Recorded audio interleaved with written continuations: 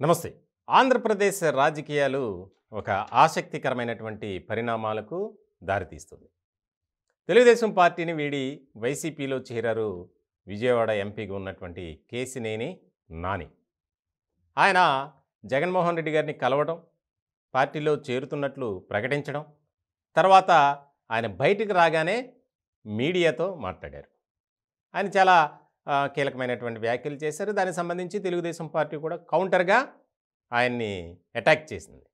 ఇట్లాంటి సందర్భంలో ఇప్పటి వరకు మనం ఆయన పేరు పెద్దగా అంటే రాజకీయాల్లో ఆయన చాలా దూరంగా ఉన్నారు ఇప్పుడు. 2019 ఎంపీ ఎన్నికల్లో ఆయన విజయవాడ వైఎస్ఆర్‌సీపీ నుంచి పోటీ చేశారు. పొట్లూరి వరప్రసాద్ పీవీపీ.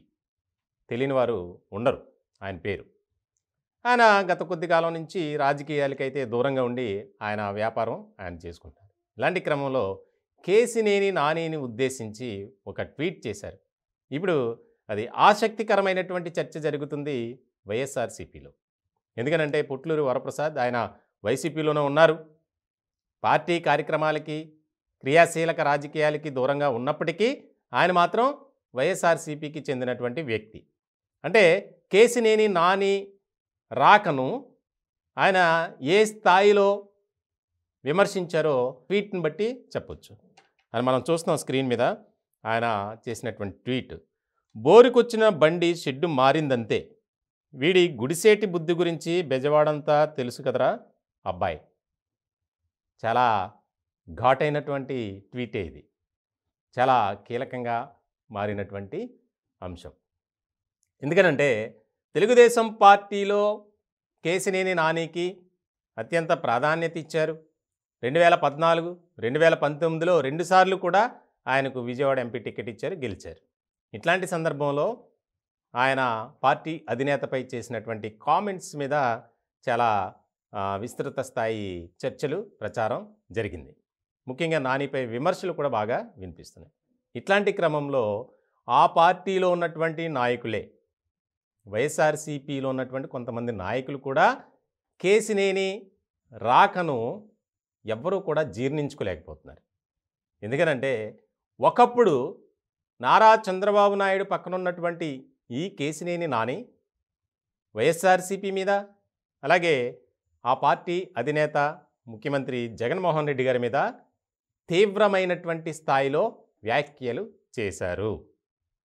ఇలాంటి సందర్భంలో ఆయన పార్టీలో కేవలం ఆయన రాజకీయ మనుగడ కాపాడుకునేందుకు, రాజకీయ జీవితాన్ని కొనసాగించేందుకు వైఎస్ఆర్‌సీపీని ఎంచుకున్నారు.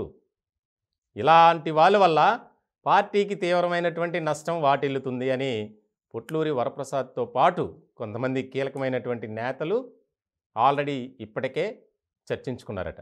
ఎందుకనంటే ఒక బలమైనటువంటి నాయకుడిగా టీడీపీలో కొనసాగారు కేశినేని నాని. పార్టీ కూడా ఆ రకమైనటువంటి ప్రాధాన్యతే ఇచ్చింది. కానీ ఎక్కడా కూడా వెంటనే పార్టీ మారగానే తీవ్రమైనటువంటి పదజాలంతో కేశినేని నాని వ్యాఖ్యలు చేశారు.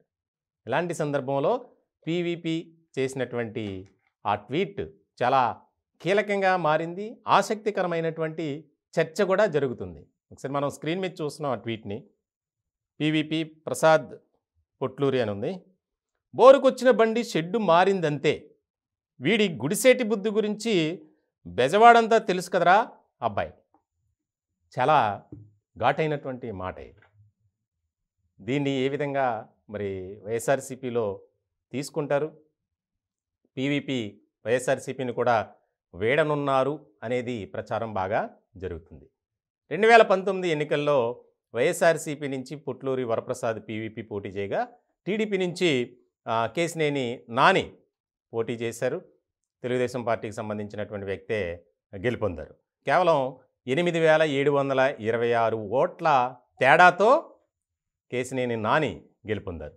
చాలా కీలకమైనటువంటి పోరుగా జరిగింది అప్పుడు ఎలక్షన్స్లో.